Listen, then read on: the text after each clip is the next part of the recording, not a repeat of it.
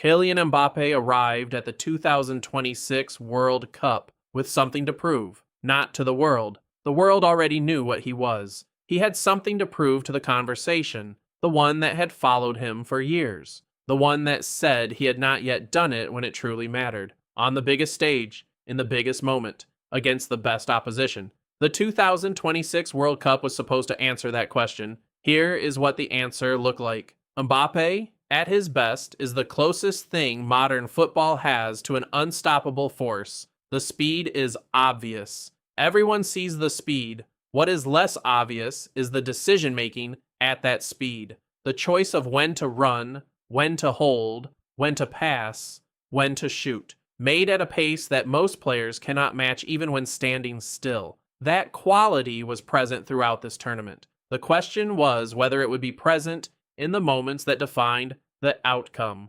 France came into 2026 as one of the tournament favorites. They had been favorites before, the 2018 winners, the 2022 finalists, a squad that on paper was the most complete in the tournament. And Mbappe was the center of everything, not just the most dangerous player, but the identity of the team. When he performs, France perform. The dependency was total. The group stage showed flashes, controlled performances, Mbappe involved, influential, but the tournament had not yet demanded his best. Then the knockout rounds arrived, and the knockout rounds in 2026 were different to any previous tournament. More unpredictable, more physically demanding, more compressed in their intensity, every match a different kind of test. The moments that will define how Mbappe is remembered from 2026 came in those knockout matches. Goals at critical times, decisions under pressure that separated France from elimination on more than one occasion.